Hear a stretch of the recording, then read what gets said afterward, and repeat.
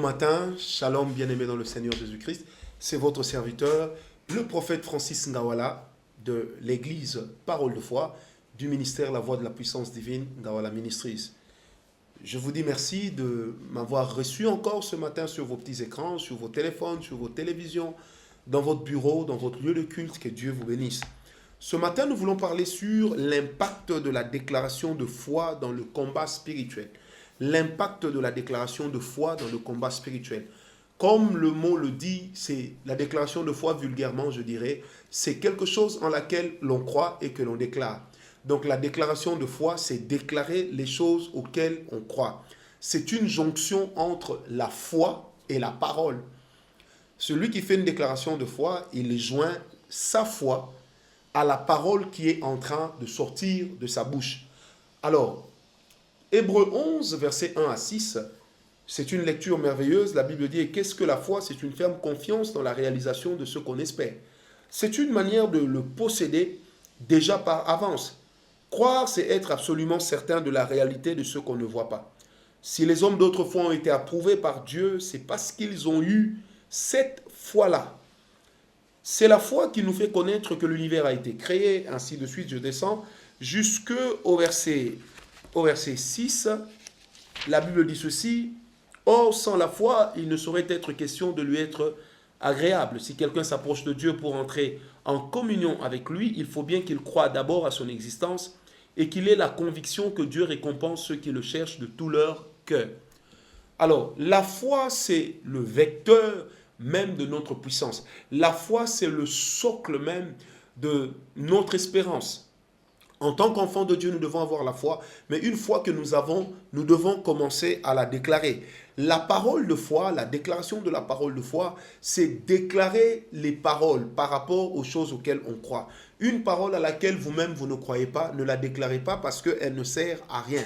La déclaration de foi repose d'abord sur la conviction intérieure que vous avez, que la parole que vous allez sortir est vraie.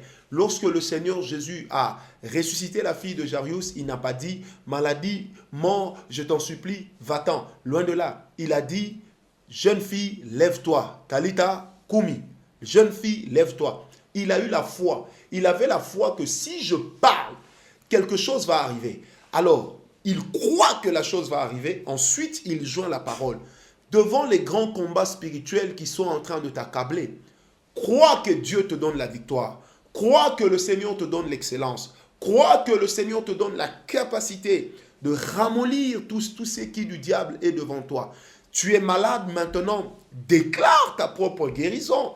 Tu ne dors pas bien la nuit, déclare la protection divine dans ta vie. Tes enfants ne sont pas intelligents, impose-leur les mains. Crois que l'intelligence peut se transmettre par une imposition de la main. Ensuite, déclare qu'ils sont intelligents. Déclare que leur intelligence est réactivée. Parce que nous sommes dans le monde spirituel. Et la Bible dit la sagesse comme l'intelligence. C'est Dieu qui donne. Vous n'avez pas le droit d'avoir des enfants stupides. Relevez leur niveau d'intelligence en les serrant, en les envoyant à l'école, en faisant un bon suivi, mais aussi en priant pour eux avec imposition de la main. Déclarez votre foi que les situations qui vous compliquent, même s'il y a des démons derrière cela, même s'il se trouve une activité des sorciers derrière, déclarez que ces activités-là ne se réaliseront plus. Déclarez dans votre vie que le diable n'aura pas le dernier mot, parce que c'est Dieu qui aura le dernier mot dans votre vie. La Bible déclare car Dieu fait ce qu'il veut. La Bible ne dit pas que Satan fait ce qu'il veut. Je dis à une personne, tu n'arrives pas à concevoir. Déclare que Dieu est en train de te donner la fertilité dans ton corps. Monsieur, déclare que Dieu te donne la fécondité.